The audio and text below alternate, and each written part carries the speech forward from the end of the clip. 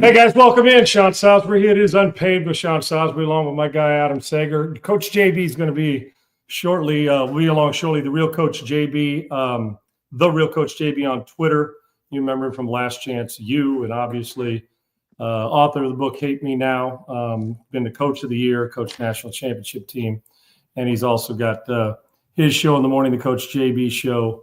And he'll join us every Monday. Schedule-wise, I mean, obviously, you guys know JB and I have been doing this for a while, but he, with his schedule and all the stuff going on in the fall, he'll join us Mondays in the fall. And we'll get to him in just a few minutes. Segs, welcome in, man. What a incredible weekend it was in the NFL. Sloppy teams are still sloppy. The teams that were the best teams in the NFL, like the Philly, the Rams, the Baltimore Ravens, and Buffalo, showed exactly why they're still teams to beat. The Chargers seem to me to be different, and I'm not so sure they're not the best team in the division. I think the Chiefs have come back to the pack. Now, remember, this is all 1 week. Obviously, we're judging on 1 week from last year to this year. It's 1 week. We're going to overjudge. We're going to overanalyze. But that's what we do. And we only got one to judge it on, so if we got to wait till week 8, then hell, then we'll just take off for 8 weeks. We're not going to do that. So Segs and I will be here. JB will be along shortly here. Fire some questions to him on his opening thoughts of the weekend. I think the thing that stuck out to me, a lot of things stuck out, Segs, that we'll get to. The thing that stuck out the most to me, at least I expected it, but it's even new level. While Micah Parsons is going to be great, the Green Bay Packers are nasty. That is a friggin' good defensive team. And an offense that can score from anywhere, they're going to elevate. I'm telling you, they're dangerous in the NFC, and Jordan Love's primed to take another step and obviously earn that pay. But the defense was physical, and the other thing that stuck out in that game is don't tell me that having a great offensive coordinator or losing one doesn't affect you. We saw it affect Philadelphia when they lost 2 to go be Steichen and Gannon as head coaches. Mm-hmm. Then they had a bad year. They came back the next year and won a Super Bowl. Now, this time around, you see it, and I don't know what's going to go on. And Coach, with Aaron Glenn with the Jets, they played better. Chicago, we're going to find out tonight. But Detroit looked like you know what they look like? They look like Jared Goff and Dan at their best, that Dan Campbell at their best. This looked like the team that we haven't seen the last 3 years. This looked like the team that trying to be the team from the last 2 or 3 years. It's at the top of the league and a Super Bowl threat. They got manhandled in every part of the game. They looked disheveled. They looked at times disinterested, and they had their ass kicked, Eggs. So those are some things that stuck out. I know we're going to go through them all, but those are a few things that stuck out to me. Coaching apparently does matter.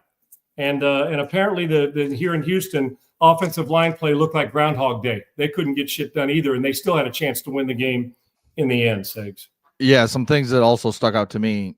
Miami is bad. I don't know how long Mike McDaniel. They're physical. They're as soft as a wet paper towel, dude. They can't. They're so pathetic when it comes to physicality. It's unreal. That was Daniel Jones and the Colts who scored every possession. They scored every possession if it was a field goal or a touchdown. They gave up 33 points to the Colts. Boy, they made the right decision, didn't they? Stiggs at quarterback. Yeah. So I mean, it's something. Yeah, you mentioned the Packers though. That's what stood out to me. That defensive line is just ridiculously good. Even you lose Kenny Clark, but you get Micah Parsons, and now they can just move those pieces all around with Rashawn Gary.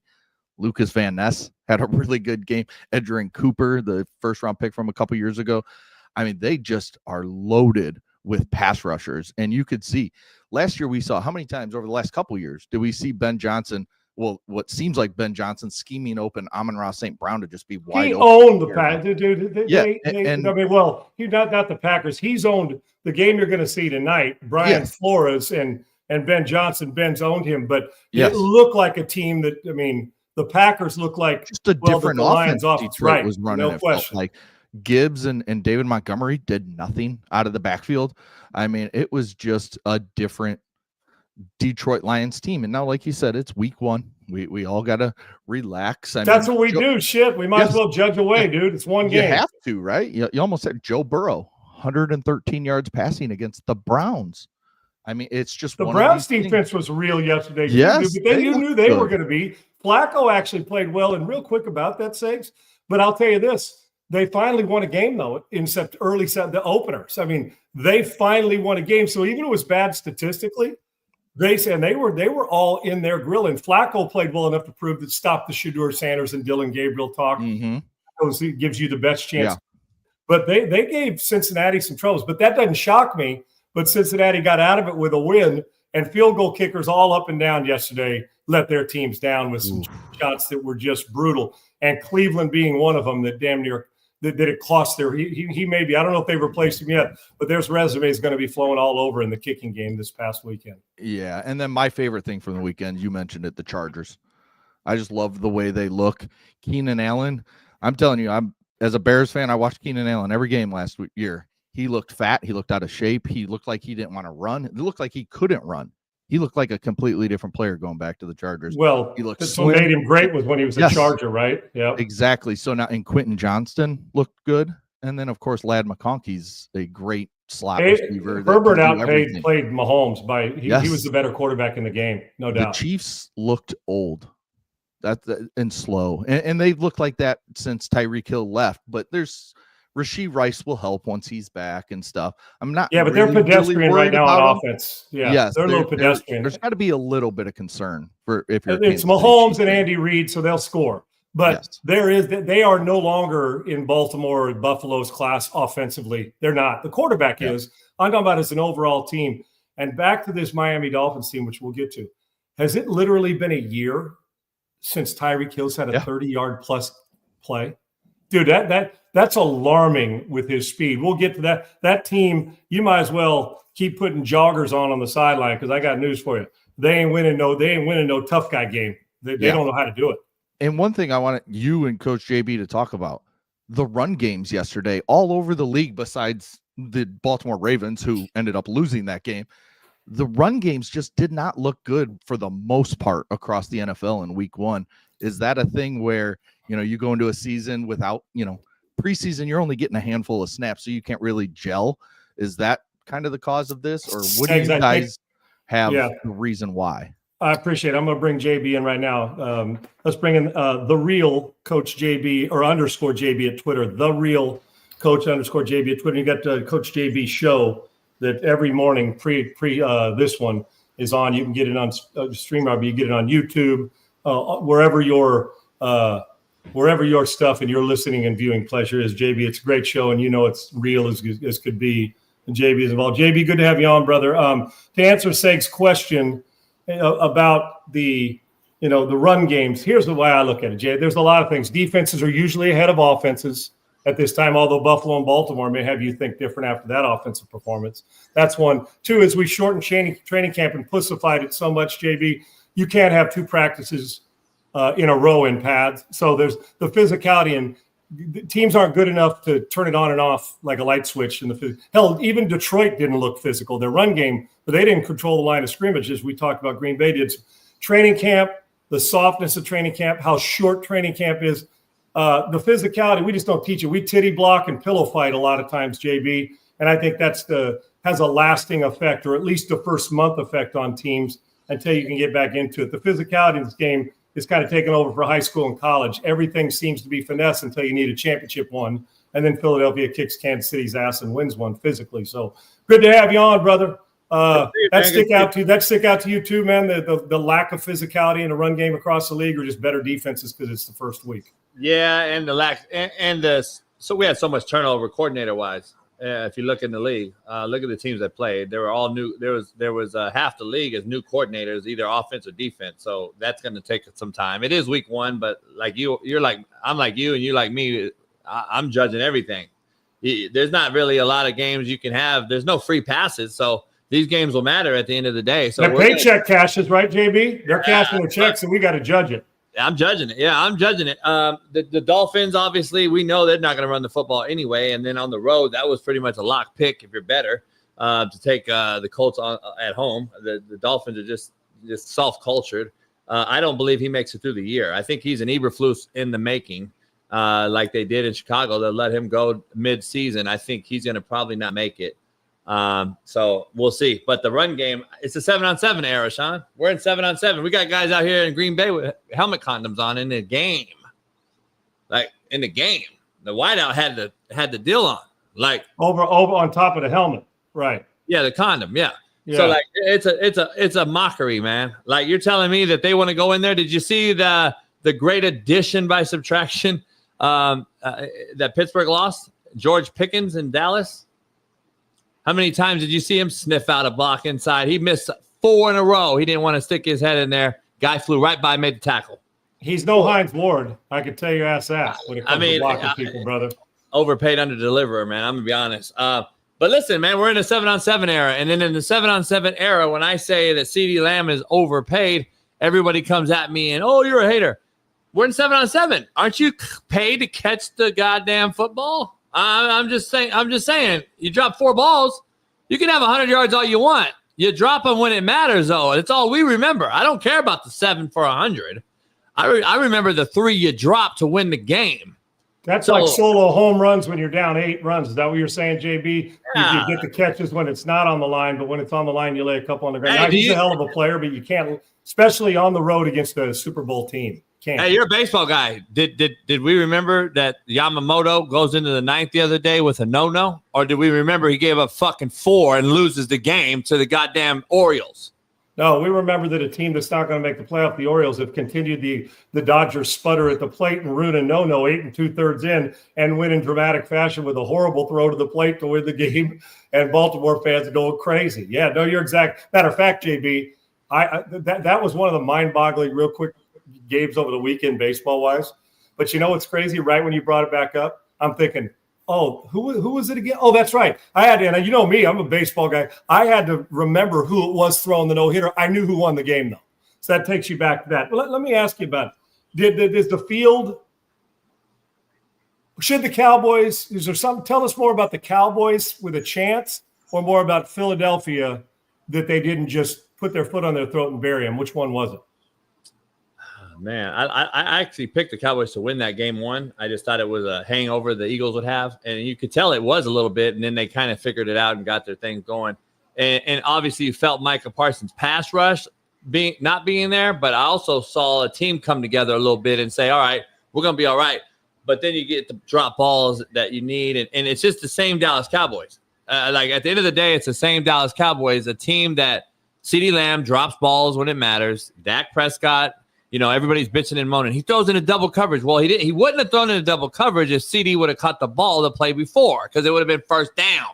Like, they don't understand how football works, so it's the same old thing, though. Cowboys will Cowboy at the end of the day for the last 31 years it will be, I believe. So, at the end of the day, the Eagles just came off winning a Super Bowl, been to 2.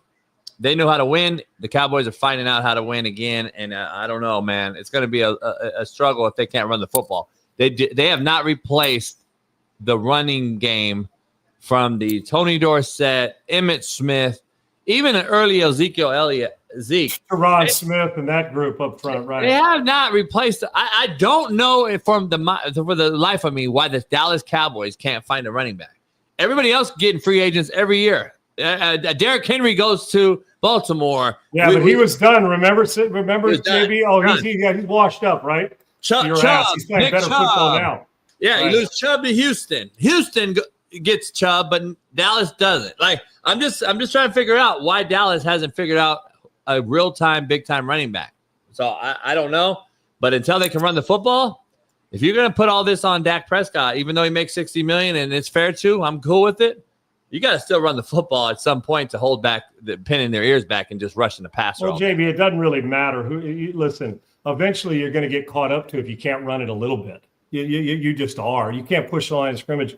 You're going to get caught up to. Is the league Chargers close the gap? The whole AFC West closed the gap on the Chiefs. The Chiefs seem a step behind to me, JB, especially offensively. No doubt. I believe in Andy Reid, no question. I'm an Andy Reid guy. I've been on him over at the Mahomes side. I think Andy Reid saves that. And I'm the critical guy of Mahomes.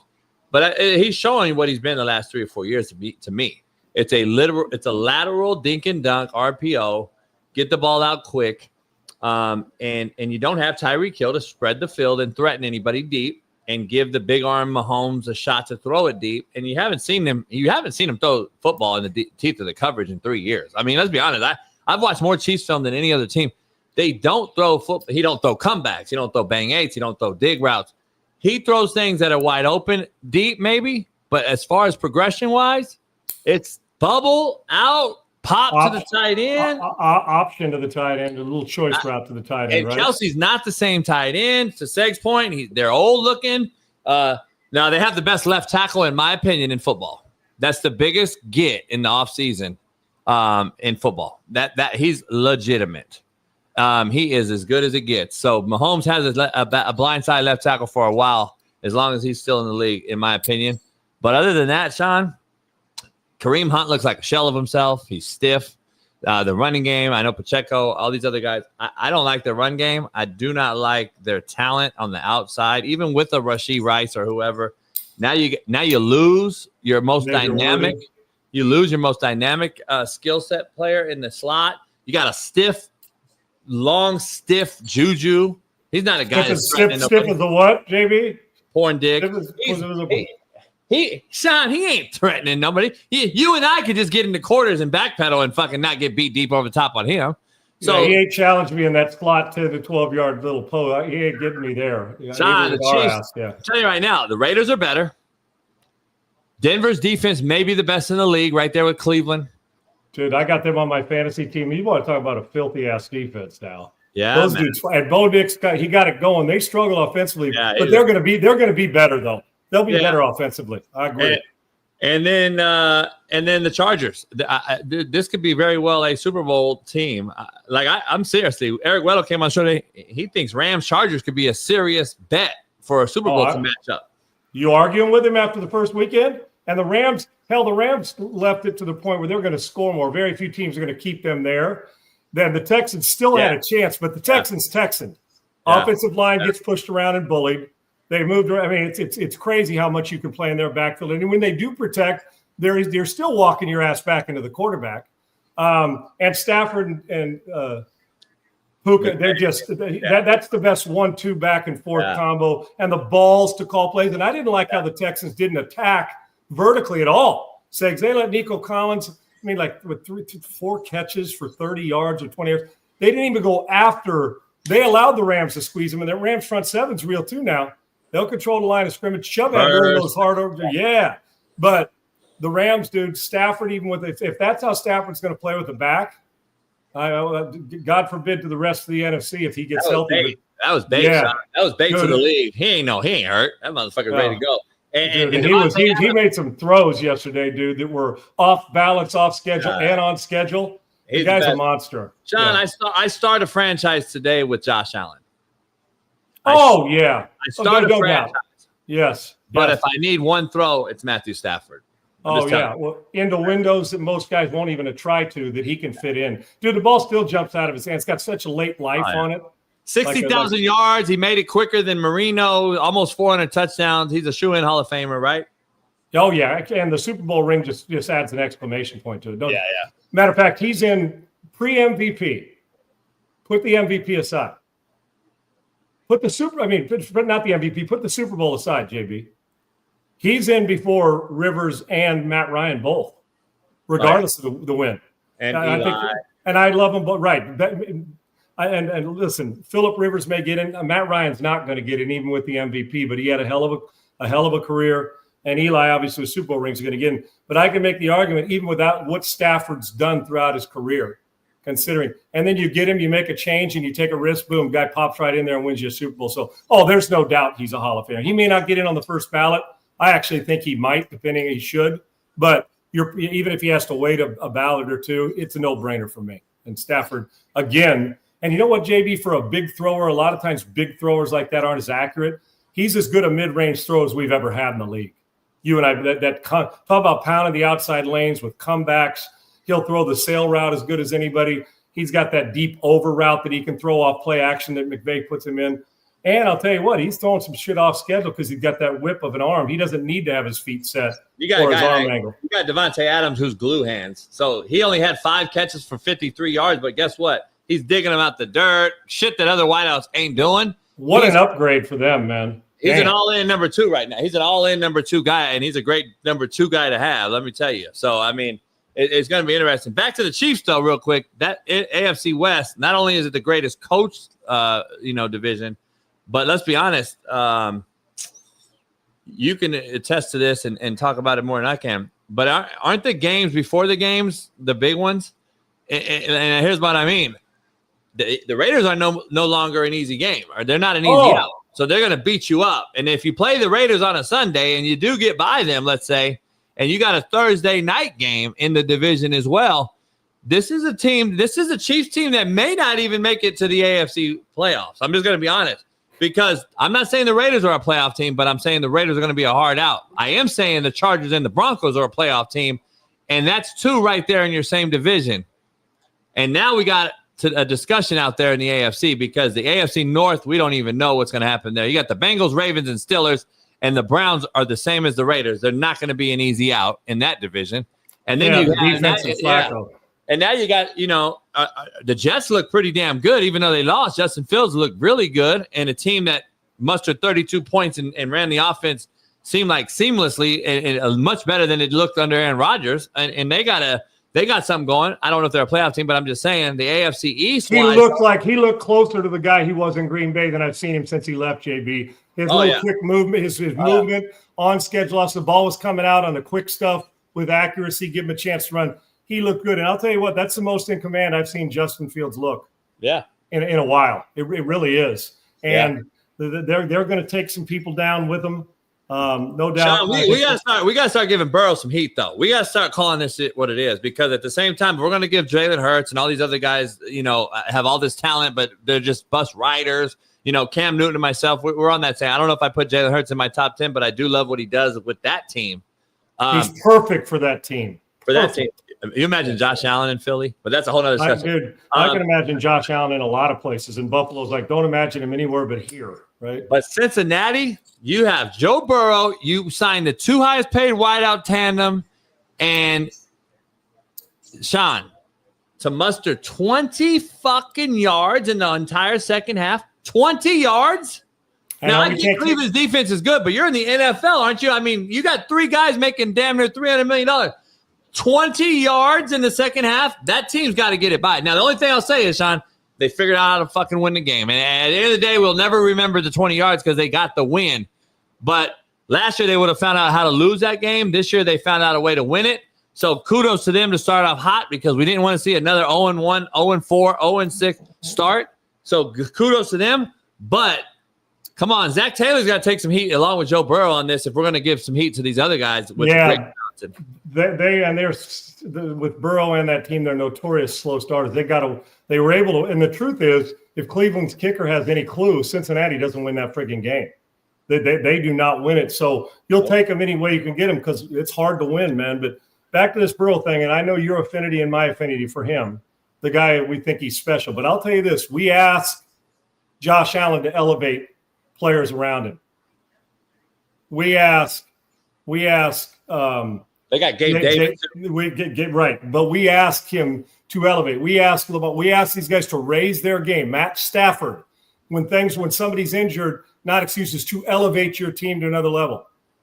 Their defense still needs a lot of help, meaning the Cincinnati Bengals, and they've got to muster up more. Listen, I love Burrow but there's another level he's got to get to, especially early in September, where they can't flounder around.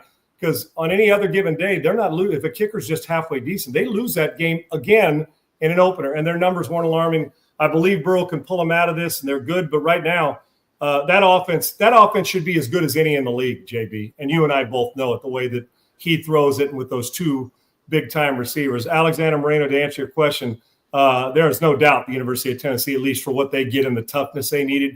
You see what's going on at UCLA. Nico is a good player, probably more talented. But you give me the way they've upgraded the University of Tennessee. They're a better team, I think, with him. And led better, not David led better, but led better on Saturdays, even though I think Nico's skilled. I know, JB, you know him from high school and back in the day, but I just think Tennessee's more equipped. We'll get on college football as we roll through this week. JB, Baker Mayfield believer? Toughness? No. Still not. Why? He's inconsistent, and it showed yesterday. This is the guy that throws for 5,000 yards one year, and then the next year he'll have a down. year, and then the next year it'll be good, and then the next year, to me, he's not the consistent guy. I don't know, Sean. Listen, we can talk about stats, and he's been better than Mahomes stat-wise the last 2 years. We can do all these things, but my eyes work, and so do yours, especially at this position. I like Baker. I think he's good. Big arm, all that stuff he can do. But Mike Evans has an opportunity to have 12 consecutive 1,000-yard seasons. And it's going to matter. Every game's going to matter. And I'm not just saying we're going to try to get this guy the ball to get his stats and get his record, but to break Jerry Rice's. All I'm saying is you got to get that guy the ball in the thick of things in the offense. And being targeted 2 times, and it seemed like Baker struggled yesterday. And I'm not going to pick on Baker here. Sean, just a little stat real quick. That throw he made for the touchdown was lights out, right? That's the inconsistency you're talking about, JB, right? Yes, and that's all I'm saying. Is he a guy that you put all your eggs in one basket with? Like I said, Stafford's my last guy to throw the football. Where's Baker at? Like, he's not in your wheelhouse. He's not your top 5 discussions on a guy to finish a game off, right?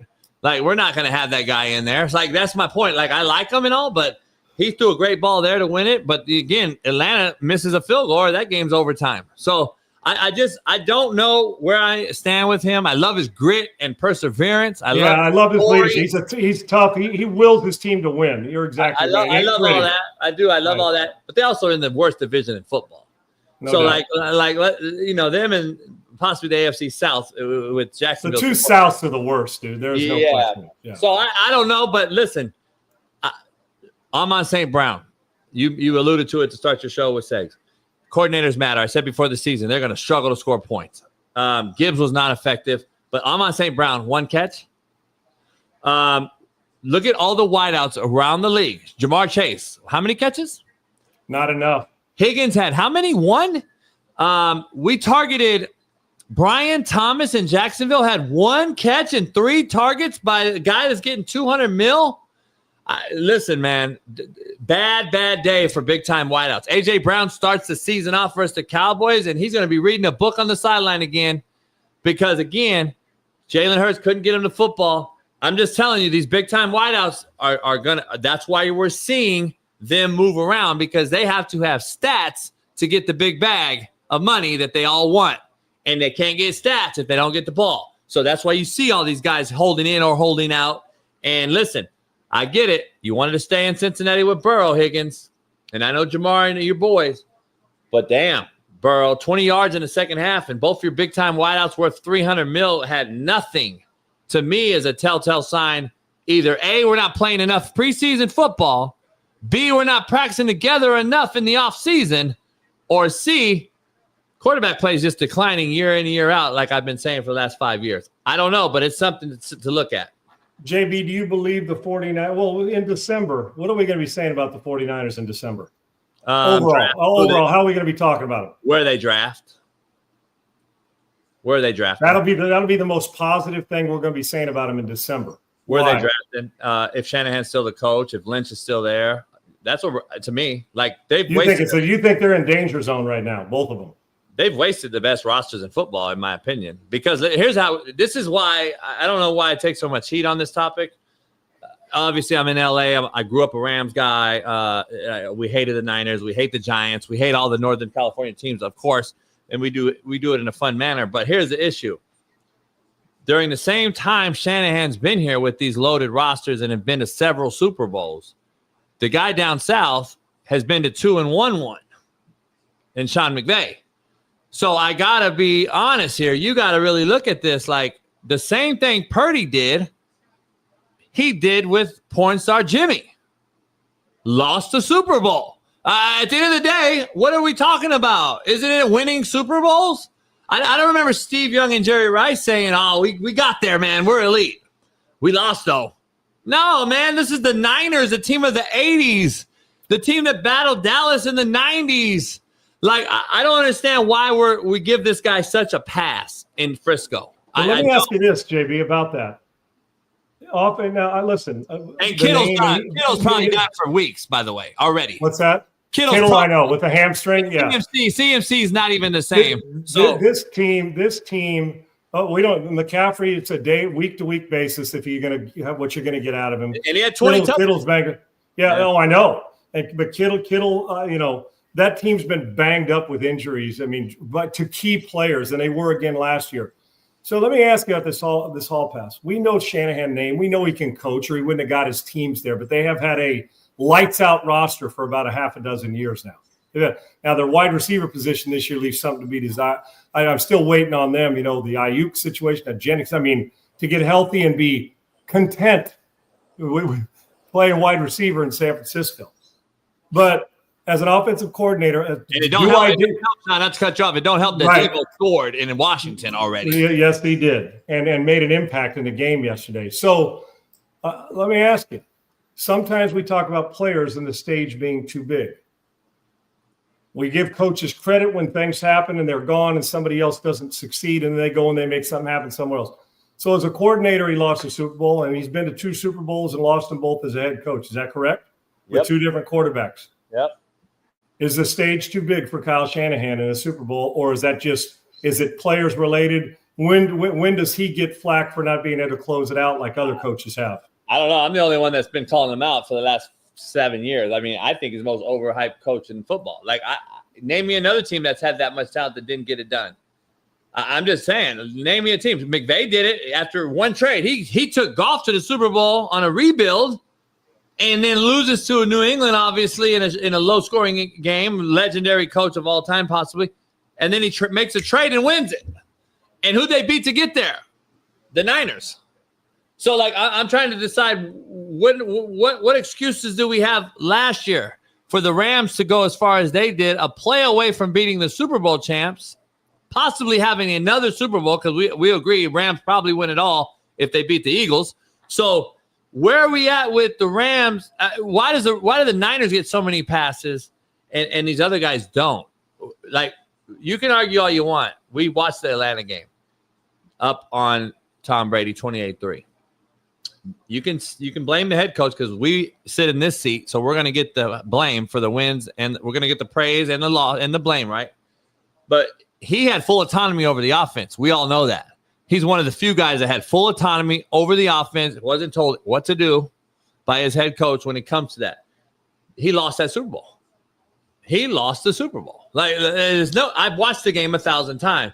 He's lost 2 Super Bowls. He was up 12 points with 6 minutes left against Kansas City, Sean, in a Super Bowl, and lost again the same way he lost in Atlanta. Same way. And his quarterback was 3 of 11 in that game, meaning Garoppolo in the fourth quarter, second half, whatever it was. Where we watched a game yesterday, and Josh Allen, who I said I'll start a franchise with, who throws for 269 in the fourth quarter alone. So his performance. So he's become the best. He may be the best player in football. I mean, there's some good play. I'm talking about all around player. Yeah. Maybe not the purest quarterback because he's running, where he's just we seem to think pure quarterbacks, Marino, dropping back and throwing for the pocket. There's no better player at their position than the way Josh Allen is playing the quarterback position. And that's saying something because Lamar's good. Hurts is good. We know Mahomes has been good. Stafford can rip it. I mean, Josh Allen is playing. I mean, there's 4 minutes to go. They're down 15, man. But you never felt they were out of it, though. No, especially with that cat. Other guys, I would have said it's done. The football guy, me and you both. I was sitting here like, this game's. Don't turn this bitch off. There's no doubt. Even after the second half, 27-13, they come. Ravens get the ball after the field goal to end the first half, which was great clock management. We've seen some good clock management by head coaching. Andy Reid did it in Brazil on Friday. Get that fast field goal out there, knocked it out. Great time management. That's the number one thing you look at for a head coach to get things done and manage.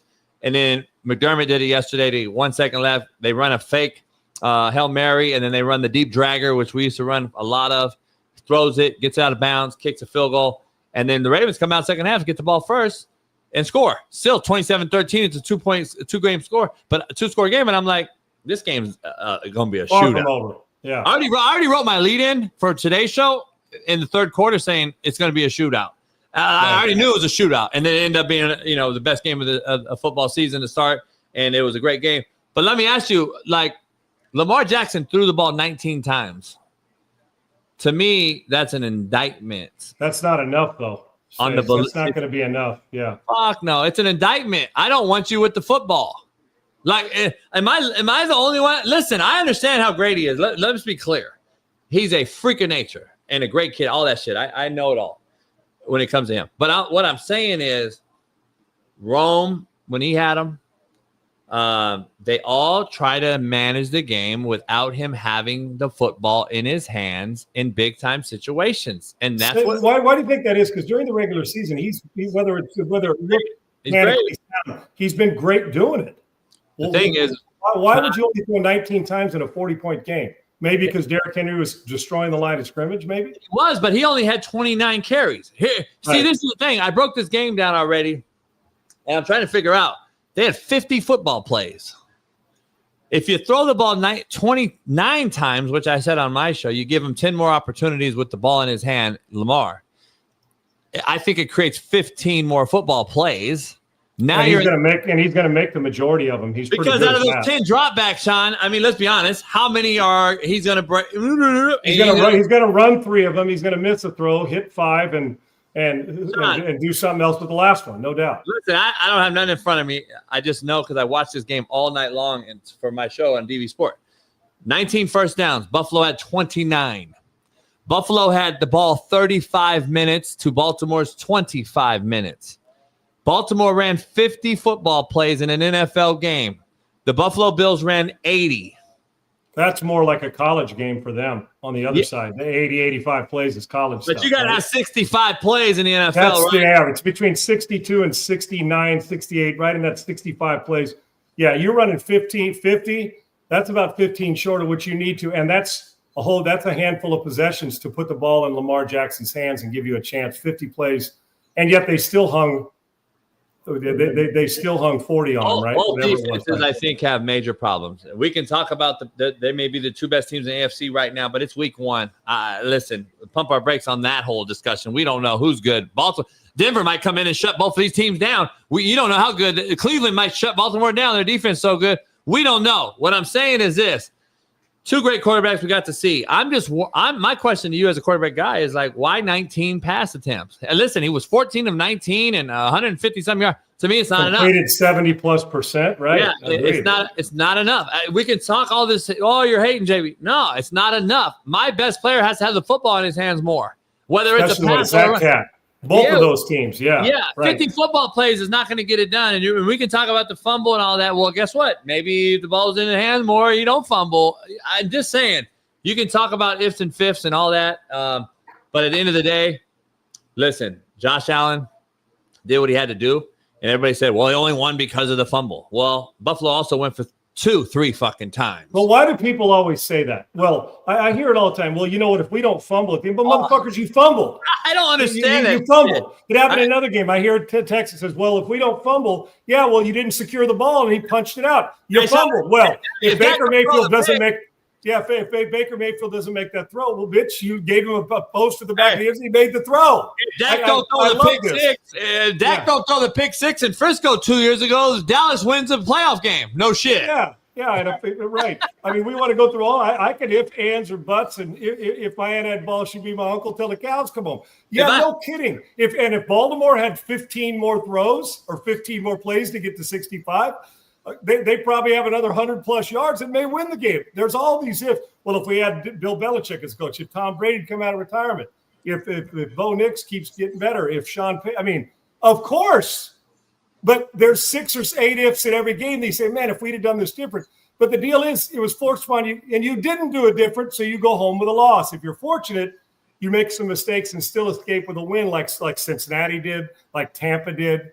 I mean, the list goes on and on yesterday. It could have been the Jets. Sam Darnold jacked the ball off on himself. They beat Frisco. Yes, and on the other side, Frisco gave them a chance with Brock Purdy's throw into I don't know what the hell he was thinking throwing that ball there. Pretty average. I'm just going to be honest. Throwing that, and then he comes back and hits the touchdown pass on a great crazy stuff. You're exactly right. You're looking and say, well, Sam made some great throws in the friggin' game. The and by the way, and Geno Smith just keeps plodding along, dude, putting up numbers, tuning another 300+, 350+ yesterday. He's going to be an elite back. Who's that? Oh, yeah. He's a fantasy back for me. I freaking love him. We argued last year because I thought that was the Heisman, but the only reason I'm continuing to say he should have won the Heisman is look at what Boise did without him to start the season against South Florida. He's definitely was their team. And I don't know if you can say that about the other players in college football last year. They haven't had a thumper. I mean, Josh Jacobs, big physical guy, but we know with Lynch and that I mean, this guy's going to be a hell of a player in the league. I'm with you 100%. Okay, I think Bowers will be all right. I don't think Mayer makes it through the season. I think they'll trade him. I think he's disgruntled. But Geno threw that pick that was bad. And other than that, he looked good. Drake May, Bo Nix, Spencer Rattler, and Jaden Daniels all look like CJ did last year. Sophomore slump will bite you. Sophomore slumps will bite you. I don't expect it. Don't expect. I think they're going to have some struggles. Rough patches, but rough. One thing about Jaden Daniels' ability to buy time is really good. I know what you're saying. They're going to be great. The coordinators are going to play him different. They now know it's like a pitcher who faces a hitter enough times. You start to get an idea where his strengths and weaknesses are, and if you pound him up because he can't catch up the fastball, all those things. All right, JB, before I let you go, your biggest concern in football, the one that made you say, nah, these guys ain't it, and the one that made you say, okay, they're different. Miami Dolphins, he's not going to make worse than you even thought, right, JB? Yeah, they're about. Yeah, I've been saying it all. I said there's just no way. This guy's not a leader of men. Number one, I mean, he walks around, got shades on. He looks like a cool guy. He got behind the scene. If you look at all the videos over the year, like he's the cool guy on like Tropical Thunder that's walking out, and then behind him, the whole fucking forest burned up on fire and it blew up, and he didn't notice it got a bomb dropped on it. He's that guy. He wants to be their friend more than he wants to be their coach. Is that what you think? He wants to buddy up? He's oblivious. You got Tyreek Hill has more babies than touchdowns. You got a guy that hasn't had a 30-yard catch in over a year. He's back there bitching and moaning in the first quarter already, arguing with the assistant coach. And then you got on the sideline a bunch of just pockets of shit happening. Have you noticed? There's no leadership whatsoever. You arguably have the two most explosive wideouts in football, Waddle and Tyreek Hill. Well, I know combination-wise, they're the most explosive together. And you can't get the ball? Close, but that speed, oh, my gosh, man. And you can't give him the football? Like, Tua maybe took another concussion. Like, at what point is he going to we're done? What point is that? And then what point are we saying, you know what? One coach got fucked by this organization, and this new coach actually is fucking the organization. Excuse my French. Brian Flores got screwed, and everything that he said so far has been spot on 1,000%. He didn't want Tua. He wanted Herbert. He didn't get him. It's no mystery why the Minnesota Vikings are playing better football, too. Yeah. One guy's a real football coach, though, by the way. I think he went 2-0 versus Belichick head-to-head as the head coach. Go tell Flores to wear those duds that your boy McDaniel has on, and you'll be like, no.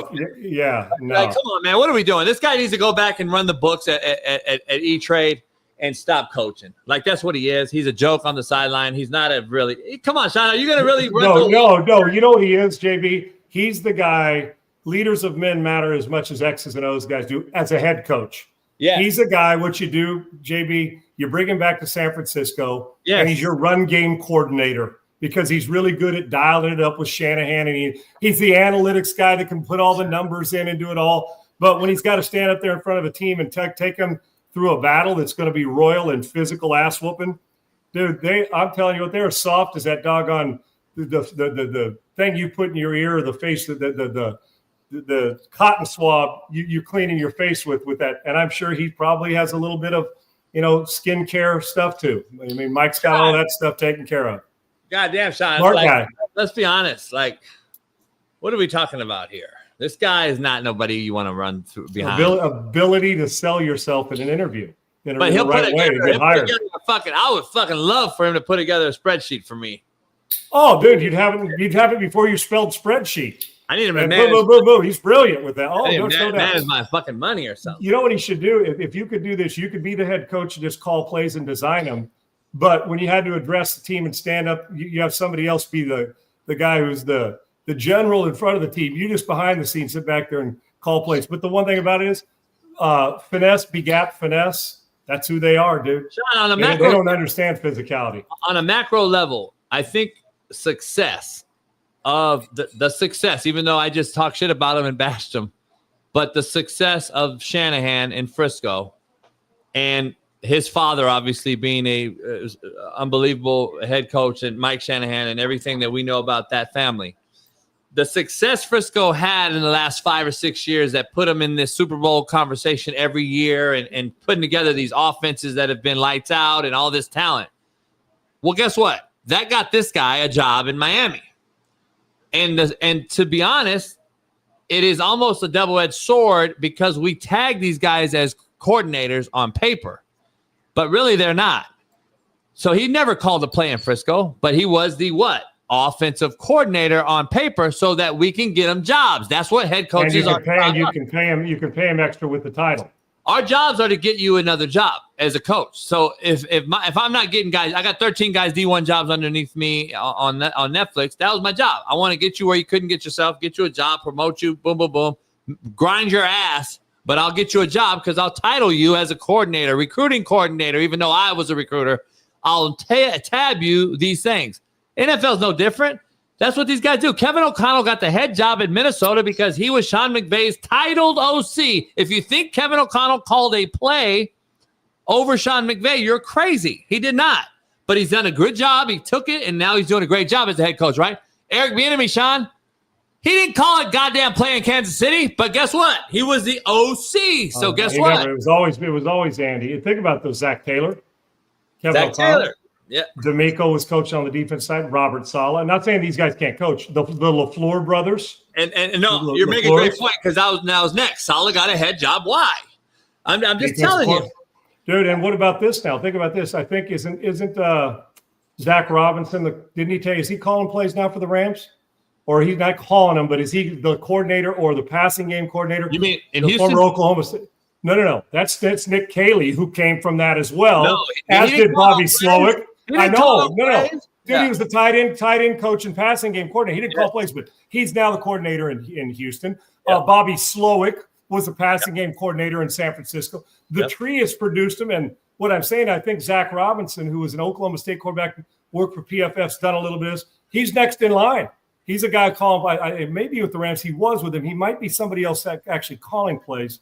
But that tree just is automatically, they go, we got to hire him because they're young and they know offense. And they do, but some of them, it's a matter of leaders from men and not. Okay, what's the great thing before I let you go? Would you say that stuck out the most for you is really blatant that you loved over the weekend? Better football, man. And I attested to we actually had more preseason. We played more this year. The guys actually said, Mahomes and in games you're talking about. Yeah, these big name guys. Aaron Rodgers showed up for camp. He didn't have a fucking Egyptian fucking vacation set up. Listen, attitude reflects leadership. He wasn't coming to Mike Tomlin's organization and doing what he did in New York. He wasn't bringing his own players, his own offensive coordinator, all that shit. So Pittsburgh sticks out to me as the biggest positive because Aaron Rodgers 4 touchdown opener and he looked great and all that. Can that be sustained? I don't know. But overall play, I thought there were better. It was better overall play than it was a year ago to start the season. And we saw better play because of the preseason contribution. I think we played more in the preseason because our stars actually chose to play in preseason games. C.J. Stroud, Jaden Daniels, Jalen Hurts, they all played preseason games. And I think it mattered. Burrow said, no, I want to start. I want to play. They played preseason games. I thought it caught on. I thought more guys played in the preseason. We didn't take the option route out like the NBA does with this whole, sit out load management. And I thought it was great. I thought that we're ahead of the curve for what we were a couple years, the last couple years. So hopefully we can sustain it. Justin Fields looked good. We got guys that look actually like they knew what they were doing at the position of quarterback. And listen, Sean, quarterback drives the league. If quarterback play is average, the league is average. The quality of the play is shitty if the quarterback play is shitty. Quarterback play was better, but can we get that to be sustained? We'll find out. It's the Coach JB show. You get it every morning, Monday through Friday, with Big Smitty as well. And as you know him, he comes on here every single Monday. You can get him at @therealcoach_JB on Twitter. You love his stuff. And if you're looking for some laughs, but also some real stuff, deep, hardcore, good football talk, that's the man to get it from. JB, great stuff, brother. Before I leave, real quick, you mentioned Oklahoma State. Can he fucking walk in and resign? Dude, he replaced you're talking about Gundy. He replaced every coordinator, every coach got replaced, but I think it was the special teams or coach that stayed. Dude, they were an embarrassment on Saturday. Me and him You're talking about Gundy, right? Yeah, we hate each other, so I just want to bring it up. But you did? Yeah, we hate each other. But here's the issue. Okay. I kicked him out of my office on Netflix. But here's the issue. This wasn't NEO junior college in Oklahoma, was it? Because they played Oregon, but they're also got big money, resources. You mean a D1? Oh yeah. Yeah. Aren't they a big conference school? Did they have like a billionaire booster for a long, long time? Rest in peace, yeah. Pickett, Boone Pickett. T. Boone Pickens, yeah. Like they were NIL before NIL existed. So I'm just saying that is a mockery to Oklahoma State and what they did. And I get it. He's an alum. He's been there, all that shit. I understand. I don't know what his buyout is, but that right there is an embarrassment. And to go in before the game and tell Oregon that basically we don't belong here is what he really said. And Lanning took that shit and threw fire and flames on it. And he said, I'll fuck score 100 on your ass. I don't care. I'm going to tell you, man, that team, JB, right now, that football program has fallen because they're usually Gundy's been good for nine or 10 every year. But the last couple of years, they've gone to hell in a handbasket. It's getting stale there. And they got good recruiting. They can go get people. And don't kid yourself. They got some oil and gas money too. It's just a matter of what they want to spend. They got curb stomped and boat raced to the point they look like an FCS school. They did, and they had a bad one. Not one of the Dakotas, but they look like a bad FCS school. So he needs to just admirably go in and say it keeps up. You know what, JB? It keeps up about 3 or 4 more weeks. He won't have to do that. Because they'll do it for him. It's gonna be tough. I don't know if they'll fire him because his buyout's big, and I know he's alum, and he's been good for them. But this has got to get changed around quickly. Good stuff. He's not bought in, but I appreciate you. I'll see you Monday. Yeah, I'll talk to you this week. Great stuff. That's at Coach JB, the real Coach _JB on Twitter. Sakes, come on back and let's fire away, dude. We got a lot of good stuff from JB. Now it's time for us to voice that same opinion, see if we agree or disagree along the line.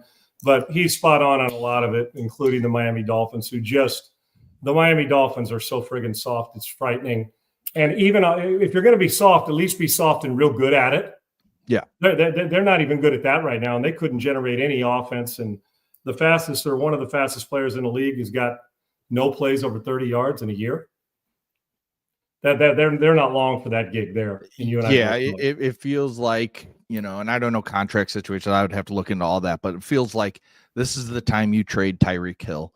This is the time you start a rebuild. Basically, you're going to be one of the worst. Fire sale it, right? Yes. Sale it. You sell what is not nailed down to a big contract that would cost you a ton of money. But if you can trade these guys and get anything, a third for Tyreek Hill, whatever it is, I don't know. Trade them. Miami's not his last stop. You know that, Say, right? No. And you start building, you start kind of planning for, you know what you do? You really go all looking at these Oklahoma quarterbacks. State. You go all, not Oklahoma State, Oklahoma City Thunder. Get with Sam Presti. Try to get as many assets as you can and start moving stuff around. Lucy likes Mike McDaniel. He thinks he's hot.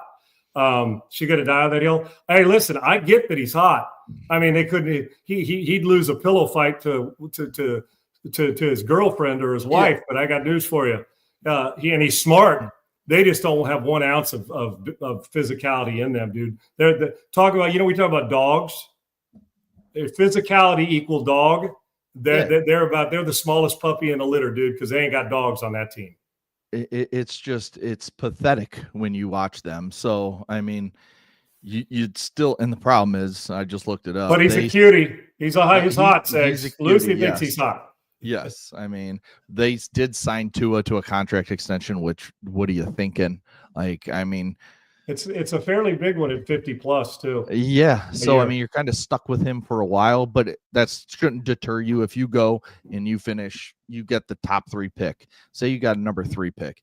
You're looking at Cade Klubnik. You're looking at Lenora Sellers. You're looking at Garrett Nussmeier or Arch Manning or whoever comes out.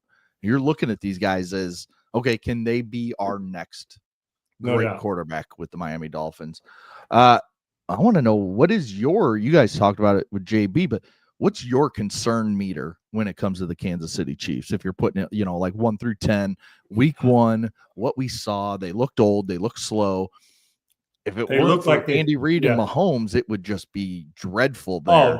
No Andy What's your Reid, no concern meter? Mahomes. They finish in last place. They're maybe in last place in the division. I'm not being a smartass either. No, I mean, They've got good players. I mean, defensively, you know, with Chris Jones, they got some players, man. yeah. I actually still like the defense the last 3 years more than I do the offense. They are Segs. When it falls quickly. Now I can tell you this: the reason I won't bet against them, getting it right, it's finding ways to win, is they were dominated. It felt to me like they in the game watching it, and yet they still lost by a touchdown. Right. So Mahomes and Andy Reid will keep them alive and well in any game. But there comes a point in time, Segs, where they're just not explosive on offense. Kelsey's slowed down a little bit, although still going to be productive. And I when you get Rice back, and I understand, but you can't keep living like this and thinking players are going to fall off a turnip truck and land in your lap. I'll tell you how I feel. I still think they're a playoff team. But I also think 3 extra years of football is catching up to them, too. I think they're beat down. Now it's one game, but listen, they get paid for that one game. We get to judge for the one game. And this isn't one game, Segs. Even though they were in the Super Bowl, you look back offensively during the regular season the last 2 years, this defense has carried the Kansas City Chiefs, not named Mahomes. If I'm quarterbacking them, that team wins, 7 games? You get honestly, you know what I'm saying? If somebody else, they are not. Mahomes makes up for a lot of warts or scars you may have, and Andy does too. Maybe the best. I think he's the best coach in the league. There's some on another level, but Andy's in a level by himself, if you ask me. And we know about Mahomes. But I think when you get old, Segs, you know this. It could happen fast for them, and they also are going to have to be, and they're going to need to upgrade offensively as we move forward. I think they're a playoff team, but I think we just by default give them the division every year. I can't this year. I can't just by default. They'll hang around. I assure you, because the quarterback and the head coach, this football team and a great defensive coordinator, eventually I can tell you this, you can coach your ass off and play your ass off at quarterback. Their talent level is down a notch from what we're used to seeing these last year and a half from them offensively. Well, and now you mentioned it with Xavier Worthy down, Rashee Rice suspended, excuse me. They've got the Eagles next week at Arrowhead. Then they go to the Giants, which, I mean, the Giants aren't a very good football team. And then they have, and then at home, they welcome the Ravens. I mean, we could be. They're losing 2 of the next 3. They're going to be 1-3 start in September. Watch. Right. So, I mean, and now that's going to be really tough if Denver is 3-1 or the Chargers are 4-0, whatever that jump is. It's going to be a tough next 3 weeks. And then they've got a middle part of their schedule too, where it goes Lions, Raiders, Commanders, Bills, Broncos. So, I mean, and that's a tough stretch. So there's just a lot of concern right now. They should be the underdog in the next 2 games. Say, I mean, what'd you say? Baltimore, Philly, and they go Philly, Giants, Ravens. They're going to be the dog in 2 of those. Yeah. They're going to be the favorite against the Giants, as most teams are going to be the favorite against the Giants. I actually think this is a 1-3 start for them. And they may dig themselves out of it to the playoffs, but they ain't winning 14 or 15 games, having home field advantage. They're in for it, and their own division is going to be a pain in the ass to get through. I'm just telling you, the bottom of that division is no longer the bottom of the division. They're pretty damn good. Yeah. Do we have a problem in Baltimore with the fourth quarter struggles of not only Lamar Jackson, but just the team overall? 17 or 18 times they've lost games. They've given games away with leads. Yep, 17 times. I think in Harbaugh's head coaching career there, right? Tenure, And listen, John's a really friggin' good. Jim gets a lot of credit. John's a friggin' great head coach, but there's something about their inability to close, and I'll tell you when it happens too, is in January. The ability not to close there either when it matters. And that's, listen, all we're judging them on now, is what you do in the regular season. How do you close games out? That we know they're going to run it. They're going to be physical. They've got players. Lamar Jackson's a hell of a talent. All those things that go on. But their inability to finish in important games. And last night was an important psychological game. It was important on the record. And it was also important because we got the 2 reigning MVPs, 2 teams that expect to be in the Super Bowl. I got news for you. In January, those 2 teams will be playing again. Right. Baltimore and Buffalo. Now the question is, which one of them does close in January? They will get the chance to close again. Both of them will. We're going to find out which one does close. There is Segs, it can't, if it happens once, twice, one time you say, okay, aberration. 2 times, okay, what's up? 3 times, damn. 3 or 4 times, it becomes a trend. This is an unfortunate trend for them at times, the wrong time, meaning the Ravens struggles to close out games. Dude, I love watching that team play, but I do think it was Lamar, as much as I say it, Steven 19 throws is still not enough for him, even with Derrick Henry in the backfield, because he's become accurate, dude. He completed 70% last night. I need the ball in his hand. Even if he has to scramble 10 times out of 10 more dropbacks, guess what? I don't give a shit. The ball has to be in his hand. You know, like we talk about a shelf life for running backs to get pounded on when they hit 30 all of a sudden. Well, it's not happening to Derrick Henry, obviously. Right. But listen, I'm milking the shelf life out of Josh Allen, out of Lamar Jackson. I'm milking it because you know what? I'm going to get it. Look at this. Dude, it seems like every time Josh Allen plays against another great quarterback, it's epic. When he did that with Mahomes, and he, won that playoff game in Kansas City, and Lamar Jackson. We see this movie every year. And those 2 cats will play against each other again in January. And we're going to find out if John Harbaugh can close out. But Sean McDermott's going to get the same treatment because we're wondering about them in January to get to another Super Bowl, which they haven't been in since Jim Kelly's teams left, right? Yeah, I think walking out of week 1, and we still haven't seen Bears or Vikings, but I don't think my stance is going to change on what I'm about to say based off that game. I think we clearly come out of this still saying the Eagles, the Ravens, the Bills are the 3 best teams in football. And it's probably on a tier, maybe 2 tiers above the next team because they just have everything. You said Ravens, Bills, and Eagles? Eagles, yes. And you know who's in the very next tier down is Rams, Green Bay, and the Chargers. I think the Chargers have got, they're the notch below those 3. So it's like 3 and 4. And depending on Denver's offense, because their defense is elite. Yeah. And then we're trying to figure out, we still don't know who Pittsburgh is. Cincinnati didn't look the part fully yesterday, even though they won. You can go around the league and find a couple others, but the next level down for me is the Rams, is the Green Bay Packers, and they may have jumped up a level, dude. They were friggin' really good. They've definitely jumped up. And then the Chargers, because the Chargers have because it's a culture for them. They'd rather beat you 17-13 punching you in the mouth than they would throwing it 45 times and beat you. Although it's nice to have a 40-point leeway, the Chargers are going to win a lot of one-score games. They just are, because that's who they are. That's just credit to Jim Harbaugh. A lot of people, still make fun of Jim Harbaugh. A lot of people say he's not that guy. A lot of people say, because he's not flashy, Skeggs. He lines up under center. They got 2 backs in the backfield at times. Yes, he does it the old school way, and they win with it. But he builds a culture. He builds a program, and then he wins. He's done it everywhere. And now it's time for him to take this team.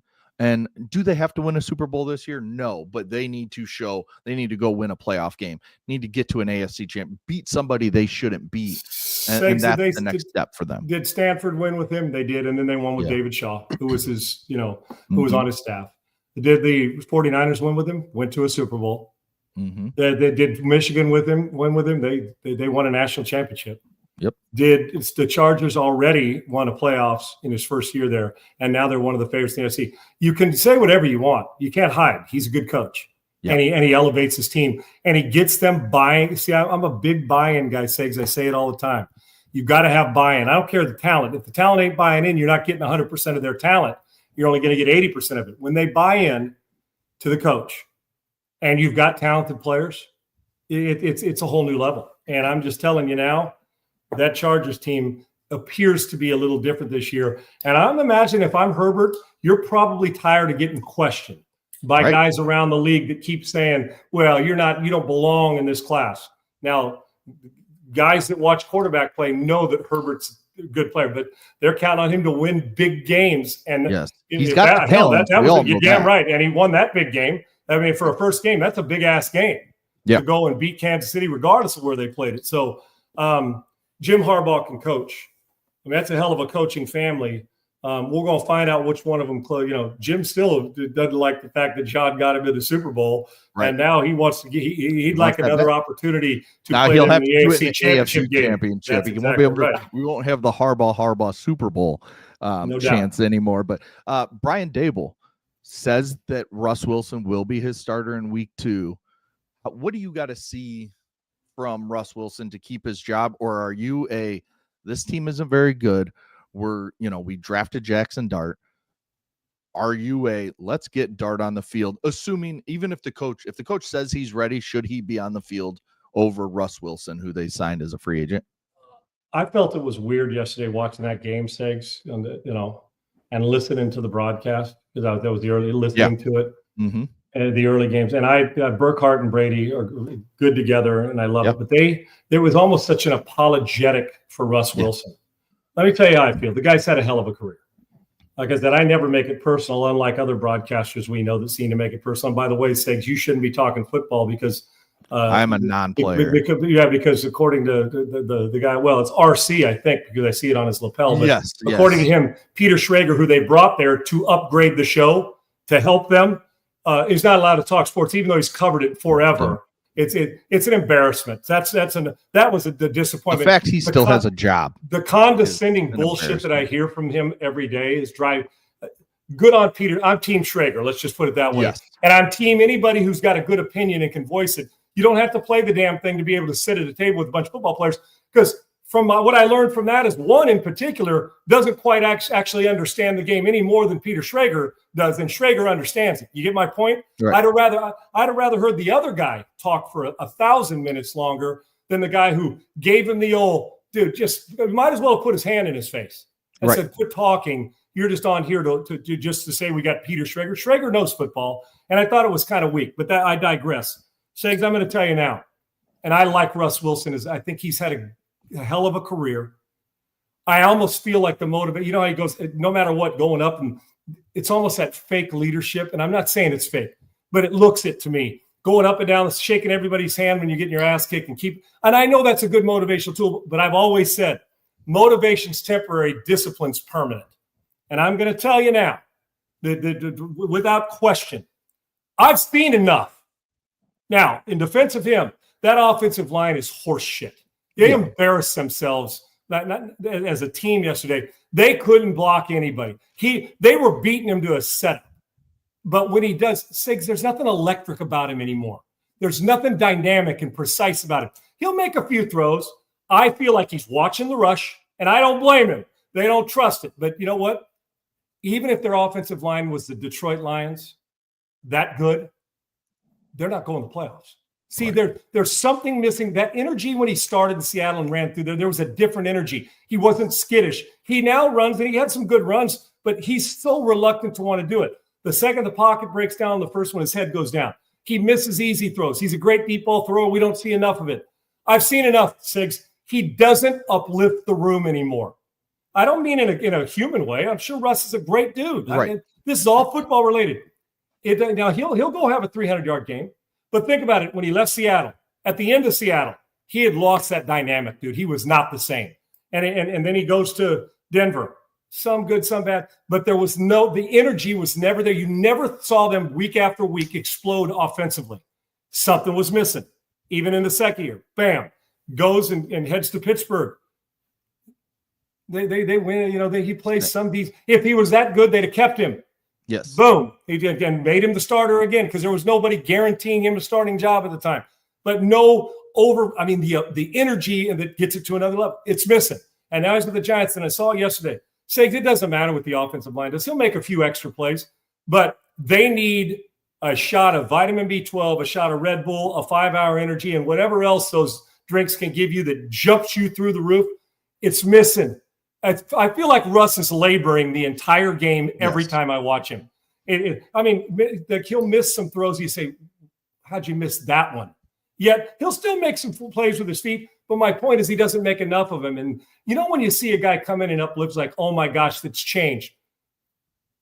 I think that if you're talking about, there's no way he keeps this job all year because he's going to continue to get more skittish the more he gets hit. And one thing I know that the Russ Wilson I used to know made all kinds of plays on when things didn't happen. It's almost like he's a step behind in his decision making. It's just a step behind. If you're talking about energy, dude, you watch when they make the change. I don't know if they'll win. The energy will change. It is.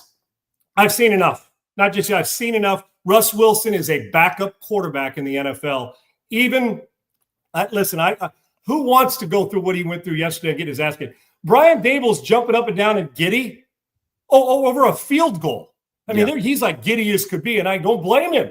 But those guys can't block me and you, and they're just not very good. Russ Wilson is a backup. Listen, be that motivator and mentor the young kid. It's time. Dable's going to lose his job. He keeps playing it. And it's not – Russ Wilson wasn't the reason. Wasn't the only reason. He missed stuff. The offensive line's bad. And then you talk about getting mauled yesterday defensively. Yeah. They got pain. They got pushed around and dominated, kind of like what Green Bay did to Detroit. The Washington did to them. Mm-hmm. But I can tell you, Segs, there's the energy I'm talking about, whatever that energy is. Yeah. And I'm not talking about Russ's competitiveness on a quarterback sneak. It was almost the apologetic bowl. The line's not very good. Russ has no chance at all. Russ had some times to make plays too, and he didn't. Okay, it's nothing personal. I like the guy. The football player to me is just average. He's a backup quarterback in the league right now that should not be starting. If they want different energy, I don't know about the result, different energy, at least Jackson Dart gives you an energy. It's time. The month of September should not get by without somebody else playing. Yeah, I mentioned it with the Chiefs. It's the same thing goes for Russ Wilson. He looks slow. Just the processing. Everything looks slow. Even when he takes decision making, all of it. Yes. Slow. Yes. It's and I'm making the change like already. I know it's hard to. It's just there's no energy. There's nothing that gives me hope it's going to get better. Nothing. So when that hits, you got to do it. This isn't new. We saw this Russ Wilson in Denver. We saw it at the end of Seattle, like you said. And he's on now his third team after Seattle, right? And they're still giving him chances to start. And you got a better chance throwing it with Jameis Winston. You just do. Oh, yes, he's a far better pure thrower. And the one advantage Russ always had was he was moxie in the game, and his legs would buy time and quick decision maker. That's gone. Russ Wilson, I hate to say it, is just a guy now. He is just a guy at quarterback, and I'd pick 25 guys. There's guys sitting on the bench that I'd take over him right now. I don't know when the NFL is going to buck this trend of teams letting basically lame duck coaches like Brian Dable, because I think he's a lame duck coach. I think he could be fired during the season. If not, I think he will be gone after the season. More than one during the season this year, Segs. You watch. Yes. More than one head coach. But we have to stop, or teams have to stop drafting guys in the first round, making them sit through it, playing or not, playing through a system that we know is not going to be there the next year. And then boom, they come back. And I mean, you could explain it to me better, but it's got to be tough for a young quarterback to learn one whole system. Like Caleb Williams, for example, I'm a Bears fan. Last year he had to go through Shane Waldron's bullshit. And then it was the guy from Carolina, Thomas Brown. He came in. It will set you back, Segs. Yes, it does. Too many. And then Thomas Brown came in and was the interim head coach, and then somebody else came in and started helping the offense. And it's just all these different voices.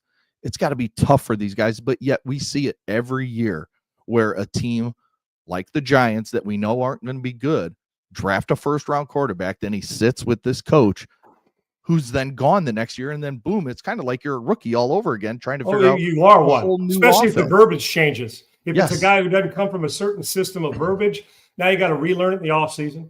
You're working on remembering the play, so when you get to like a Jackson Dart, you got to come back and do it. Or if it happened in Cleveland and you're Dylan Gabriel or Shadur Sanders, it doesn't matter. Now, Flacco actually played like a pro. Flacco looked, he may not be able to move, but he still knows where to throw it and gives you a chance. And I'll tell you what, he gave them a chance. They should have won the game. Yeah. They sure should have. So with that, though, Segs, I'm with you, lame ducks. And, okay, so let's just say they win 8 games. Let's say the Giants went on a roll, won 8 games. Yeah. Is he keeping his job? I mean, they're not winning 8 games, but maybe they will if they get a shot at vitamin B12. Right. Say Jackson Dart took over and went 7-9 the rest of the year. They may say, here's your rookie hall pass. We're going to give you another year. Yes. Right? And he was outstanding. The offense was showing signs of getting better and all this stuff. Yeah, okay, maybe he does, just to keep that camaraderie, and maybe let's see if it can build into a second year. But it would be like Miami next year, keeping McDaniel and then going and drafting Garrett Nussmeier.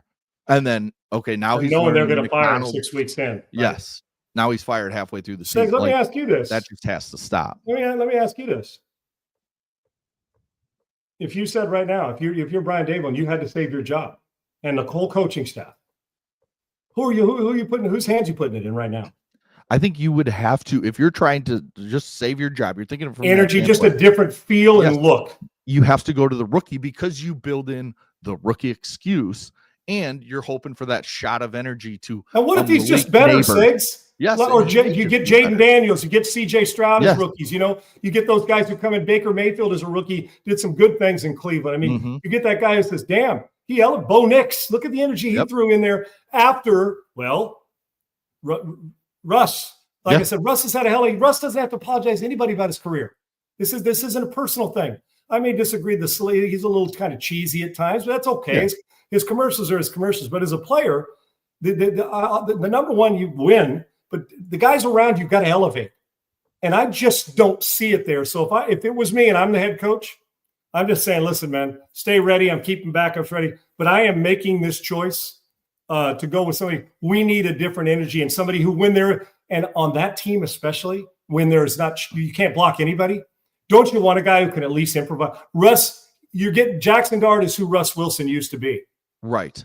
Who Russ Wilson used to be, and maybe a little bit. I mean, at least coming out of college, a more dynamic player coming out of college. Now, Russ turned into that. But we didn't know Russ at North Carolina State and Wisconsin was bringing this, what he brought to Seattle. You didn't. That's why, hence the third-round pick. You knew he could play.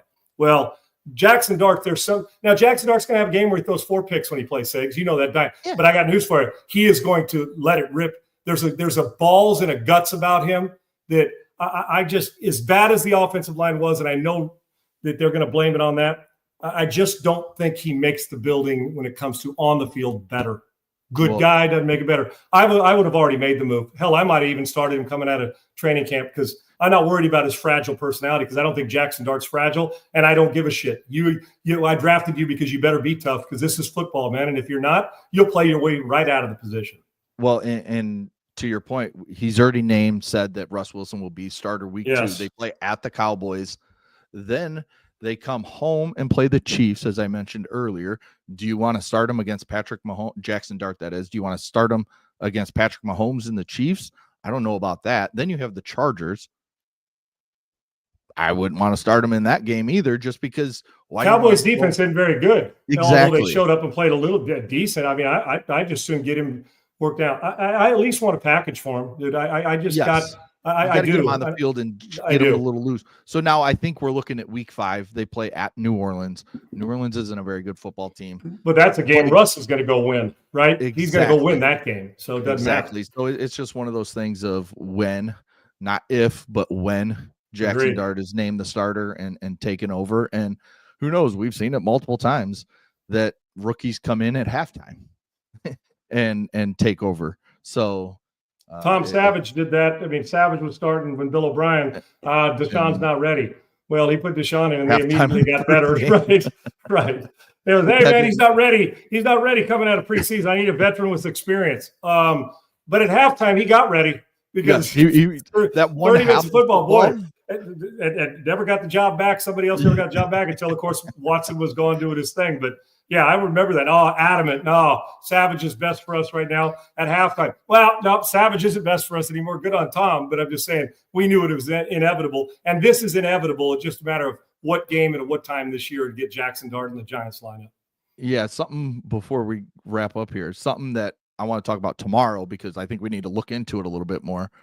But down there in Houston, Kerry McNair, Cal's brother, Bob's other son, is suing the NFL and Cal for basically trying to figure out why he was ousted out of the organization, why he was ousted out of the NFL.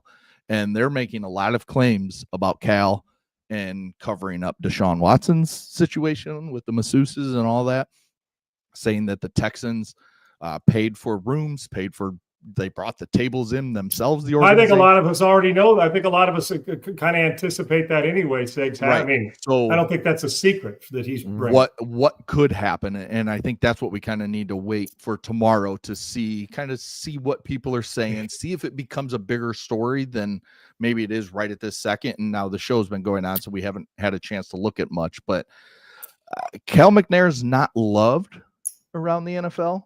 He's become more loved in Houston after their last couple of years of success. Yes, but we will see, do other owners get involved? What is Roger Goodell? They say they want to sit down with Roger Goodell. Would Goodell even sit down with him? I doubt it. I think this is going to have to be a courtroom thing. Somebody's going to claim it's frivolous and it's right. They want one thing I know about the McNairs, they got money to hire a good lawyer. Yes, that I can promise you. Well, and that's the interesting thing that I forgot. Kerry McNair hired Tony Busby. Well, of course. So for those that don't know, he's the one who Busby's handled a lot of stuff going on in the Watson defendants. Yes. Watson was the defendant. The plaintiffs were Tony Busby's, all of his. Yes. Yeah. He's become a household name across the country. Yes, and he knows that Houston organization from that situation very, very well. You read a lot of paperwork, Segs, when that was going on, needless to say. A lot. It'll be interesting to see where it goes. They weren't that impressive yesterday, Segs. No. They didn't run it. It looked like Groundhog Day from the year before. Defense is going to be filthy, and they still had a chance to win. And offensive line gets in trouble. They mix and match. They can't block anybody. And their run game, Nick Chubb had to create his own way. And Nico Collins just can't see the ball 3 or 4 times. He has got to see the ball more. They looked skittish on offense, and it looked like Nick Caley was calling his very first game ever because their approach was conservative at best. And you can't go on the road to Rams, turn it over, and not block for your quarterback and not run game and not make big plays vertically down the field and expect to win against the Matt Stafford team. Yet they were driving to win it even after that, which is a tribute to the defense. When all said and done, that will be their defining – the defense will define them, not the quarterback play, even though I think Stroud's special.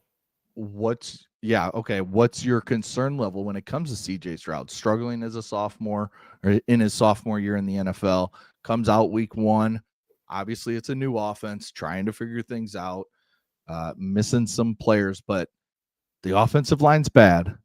We all know that. The run game is a question mark because Nick Chubb's health, mixing down, and they don't move the ball. Everybody's playing in their backfield, pass or run, all the time, What's your thinking on C.J. Stroud at the moment, being down there in Houston? I think CJ's in better shape than he's been. He put a major commitment, and I think a lot of that has to do with what he realizes he's going to have to endure. Because he's admitted he can't take that punishment. You know what he said? He intimated that this past week wasn't very good. That he was concerned about the way they practiced, and it showed. And the quarterback has his eye, he's got his finger on the. Of course it is. How are you not ready to play against the Rams in a regular season game after 2 weeks off from the preseason? And it's the opener, and we're trying. You're on the road. You shouldn't need any motivation or how do we practice. I'm just telling you. Is that a D'Amico Ryans problem? Well, it is going to be good. It is if they allow it, Segs. If they're allowing practice like. Last year, there was talk about the offensive line that their meeting room was undisciplined on the practice field, and it showed.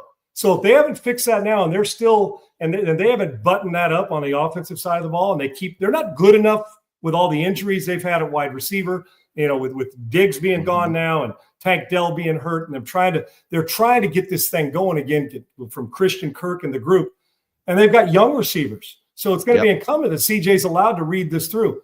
But as you well know, I don't care who you are. When you are playing on your ass, and CJ's got underrated athleticism, but they have got to allow him to deliver the ball between the tackles and be a little more. He's a great mid-level thrower. He really is. And they've got to take more shots. But Segs, my concern is that he starts to get to the point where the trust wanes so much that his eyes are darting to the pass rush and not down the field, because the guy is an elite thrower of the football, but we have seen it take a step back, and it's not by accident that lack of aggressive play calling and an offensive line, and when the run game is suspect at times, then you're saying defense, you got to hold them to 14, and quarterback, you have to make every friggin' play. Yeah. So CJ can play, but I am concerned about it because, and now there you go, another tight end, Cade Stover. That's new. He's Stover. He's their best blocking tight end right now. Yep. And now it's the second tight end they've lost to. They've And that's the guy Stroud's familiar with from Ohio State. That's exactly right. Expected to make an impact. You saw him get the ball to the tight end a little more yesterday, to both tight ends involved yesterday. But I can tell you this, they got to elevate on the perimeter, and Nico Collins must be involved. But Segs, if it's a pass-happy team right now, they're not blocking anybody. You thought the Giants are as bad as we saw, but I'm telling you what, with all their self-inflicted errors, the Texans aren't far behind. They couldn't play worse than they did last year offensive line-wise. And in the opener, they looked like the same team in a Groundhog Day in the movie with Bill Murray that I saw last year. Yeah. Lastly, what do you expect from Ben Johnson, Caleb Williams, the Bears offense tonight being his first regular season game under Ben Johnson? And then the Vikings, what do you expect from J.J. McCarthy, Kevin O'Connell, and that group? It's kind of the same situation, but not. Right. I expect McCarthy. First off, remember now, Goff, nobody has owned Brian Flores like Ben Johnson's team staff in Detroit. But here's the difference. They don't have Montgomery and Gibbs. Right. And right now, that's Amon-Ra St. Brown. They've got some players, so that helps. But he's been able to solve Brian Flores and all those blitzes right now. So in this game, a couple things stick out. One, McCarthy, they're sold on him, or they wouldn't have let Sam walk and all Daniel Jones get away to the Colts and all that. They're sold on him. They're going to protect him though, throwing the ball. Sakes, what he's going to try to do what Jim did at Michigan, throw it 24, 25 times, try and a lot of play and use his legs to get him comfortable and that stuff where he's not holding the ball long. Now the Vikings have gotten better in the interior offensive line. They went out and spent money on the offensive line. They went out and got Thielen, although Addison's, dumb mistakes have cost them, but they still got Jefferson. So if you take one away, is McCarthy right now, will he get through his progressions at a young age? He's a smart guy. In the NFL, it's just different because they're going to disguise coverages and they're going to make it look different. So advantage Chicago when it comes to that, but the Vikings have enough players and they run it pretty damn well, Segs. They went and got Mason this offseason from San Francisco. So they can run it. Now, they'll be committed to it because that's what Kyle Shanahan's treated. Those guys want to run it. But I'm curious, do they have the firepower on offense? The quarterback's dynamic. Now, one thing Ben Johnson's never had, as good as Goff is from the pocket, he ain't ever had an athlete like this as his quarterback. So, and I thought Caleb made strides in the preseason, even though it's the preseason, Segs. Flores is going to pressure. You should expect some big plays off schedule as well as on schedule from Chicago. And you know what, Segs? It's Monday Night Football. You think Ben Johnson doesn't know the camera's watching? He loves this shit. Yep. He absolutely loves it. So if there's a reverse double pass, throw ball back to Caleb Williams, get him on the edge, he's going to bandwidth the hell out of the Vikings. Why? He's going to do everything he can to make Brian Flores blitz. The one thing about this blitz, even if he misses it with his visuals and his checks, meaning Caleb Williams, things you can't miss, because if the first guy misses on a blitz, Caleb Williams will destroy you. Yes. And with his legs and his arms. So I'm anxious to see where the patience is with Ben Johnson, how he knowing that Flores is going to blitz, knowing how disciplined they are, is do they over pursue and overrun where Caleb Williams destroys them like he did at SC to everybody offensively. So this is a great cat and mouse from a guy who's been really good against Flores, from a guy, Flores, who's not backing off pressure. And it comes down to young quarterback, new head coach, but man, I'm excited to see second-year quarterback, but really a rookie because it's a new system for him and he hasn't taken a snap in the NFL. And McCarthy, run it. Both teams are going to have to run it. But Segs, it's the pressure from Flores matched up against the chess match of Ben Johnson with a guy who's a dynamic talent. The question is, does that expand against a team? If you can do it against men, and now they're back in, they gave up some big plays, but they're aggressive, Segs. Their front seven's really good, and they got edge rushers. But you almost got to be passive-aggressive, because if you over-pursue it, guys like him and Lamar, and they make you miss Josh Allen, then they punish you. And that's his comfort zone. Caleb Williams' comfort zone is off schedule, off platform. So we'll see how much on schedule, simple stuff that they can get done, even if a blitz comes from the slot, to be able to throw a hot read and get it out on time so you don't take the hit and you're not always just scrambling. The patience and progression for both quarterbacks, getting through to a second or third guy, but both are capable of huge plays with their feet. And I would expect both coordinators to dial up scheduled runs, not just off-scheduled runs, when they're breaking it down and making a play. Yeah, I look at the Bears when you look at Closer than you would have thought last year. This is Yes. going to be a good football game. Yeah, I think when you look at the Bears' skill players, you've got DJ Moore, you've got Cole Kmet, you got DeAndre Swift, who are kind of your veterans. But then you're very young with Caleb Williams. Roma Dunze's only in his second year. Colston Loveland, who you drafted at 10, is in But his two rookie really year. good talents, those Yes, things, right? Yes. Luther Burden, who we know has all kinds of talent. They were, Yep. I mean, I feel like they were very lucky to get him in the second round at pick 43 or whatever it was. So the Bears have dynamic playmakers. Now, can Caleb get him the ball within the system that Ben wants to run?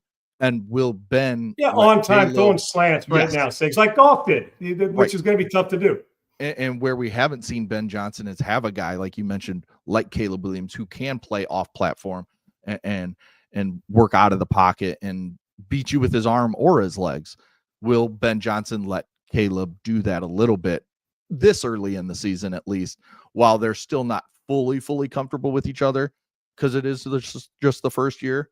That's what I'm waiting to see if he lets this younger offense. And remember, they built their offensive line, rebuilt it. No doubt. Got three new interior guys. It's become a really good. Both of these teams have offensive linemen that teams that can hold up under pressure. They can. Yes. So it's going to be fascinating. No, it really it's going will. to be fascinating to see Ben Johnson and Caleb Williams work together on Monday Night Football, like you said, with all the cameras on them. I'm going to tell you to keep an eye on too, because everybody in the world is expecting, okay, how's JJ? Both quarterbacks is we wonder how they adjust. But I'm just telling you, if you're Minnesota, be careful not to get lulled into, we just got it with Aaron Jones, with Mace, we got to run it, and use his legs, because you're going to have to throw it in this game at some point to make a few plays. And on the other side, I can't wait to see how much pressure Brian Flores brings, how much he tries to disguise it and okey doke Caleb Williams into some bad decisions. And then if this is the mad scientist and Ben Johnson saying, oh my gosh, I get a chance with Caleb Williams. Boy, do they know. And I've had Brian Flores' number, but wait till they get a load of me with a versatile quarterback who's actually got feet enough to kill you with his legs, like the two guys we saw on Sunday Night Football. So I'm anxious to see it. I think this is a fun football game to start, because the Bears are no longer anybody's just doormat. The Bears are going to be competitive. The defense is beat up. We don't know yet if Jalen Johnson's going to play. He's a top 5 corner in the game. Right. Kyler Gordon, the very good nickelback.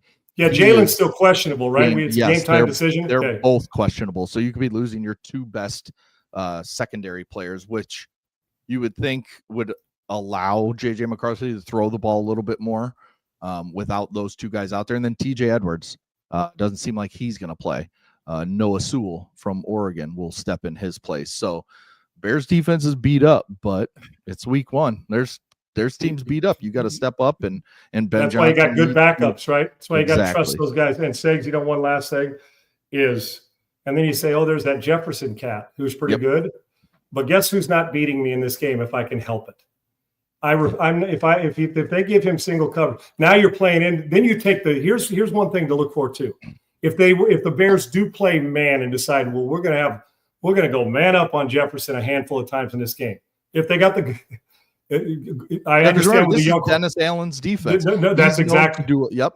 There you go. So if you're going to do that, if you are going to do that, then the one thing that you have to guard against if you're that defense is that you better force him. You better get to him quickly, and you better get him at the line of scrimmage and play physical with him, and make sure you maul him so he doesn't get a clean release. Because he gets a clean release, he's going to dominate. He's going to dominate. But I'm rolling something over the top. Segs, I can't go. If I come out of this game and Jefferson has 9 catches for 170 yards and 2 touchdowns, shame on the Bears, or that just Jefferson dresses in a phone booth and does it. But what happens is with when you get this, the other guy, whoever the number 2 is, should get a lot of look. And if McCarthy's going through his reads, but you can also get lulled into, if you're blitzing, it makes the reads easier for a quarterback. And you say, well, Sean, pressure on a quarterback if you don't get to him, because why? Segs, in zone, what happens? These guys are going through their progressions. The defender's eyes are on the quarterback. You're manipulating with your eyes going through. In man, it becomes a one-man read. So you take the decision-making out for the quarterback. Because if I get man coverage, who are you going to? I'm throwing it to Jefferson, right? If I get man coverage, which is why I can't imagine you're going to see Dennis Allen do a ton of it. But you're going to have to mix it in a little and hope that you get to the quarterback and pressure him a little bit. But don't miss on either side, because these quarterbacks are both capable of killing you with their legs. But it takes a lot of decision making out and patience away from the quarterback, especially in their first start where they're like, oh, they're playing man. Good. Drop back, make it a 3-step quick drop on the fade route and let Jefferson go do his thing. Right. So you're taking out the questions of, can I get through my progressions? Something to watch for tonight and see how both Flores and Dennis Allen deal with quarterbacks that are fairly similar with their legs, that know how to buy time, but both we're not sure what the next level, especially for McCarthy, is because we haven't seen him throw a football in 2 years. Yeah. Yeah, it's going to be interesting. We'll break it all down tomorrow. Also, Sean, I want to talk tomorrow. Aaron Rodgers more, 4 touchdowns for the Steelers. Does this take, we saw them with Russ still be over 500 because we know Mike Tomlin, he never finishes below. Does Aaron Rodgers really take them up a notch to be a real contender in the AFC? I want to talk about that. I want to talk about the Packers D-line more, just how dominant they were when Micah Parsons was in the game, which was only 29 snaps. Yeah. But they were really, really dominant. And then we'll break this game down. Plus college. Couple teams had some scares that we talked about. Is Clemson overrated? Yeah. And we talked about Clemson being they lost, but we thought they looked good in week 1 against LSU in terms of keeping it close. They haven't looked good in either game. Yeah. And then Mateer's pretty good, bud. Yeah, Mateer is very good. And I think that game went exactly like I thought it would. But Florida, is there trouble in Gainesville? You think a couple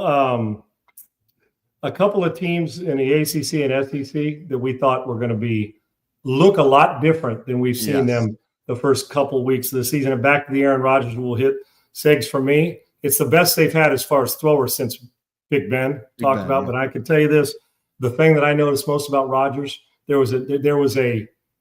it looked like he was having fun being there, which it looked like Aaron Rodgers of Green Bay. I 100% agree. So we'll hit all that tomorrow too, brother. Good stuff. Man. All right. That was it. Great job by Coach JB. Joins us every Monday. He was awesome as always. And thanks to Triple E, Laura, everybody. This is Unpaid with Sean Salisbury. We will talk to you guys tomorrow.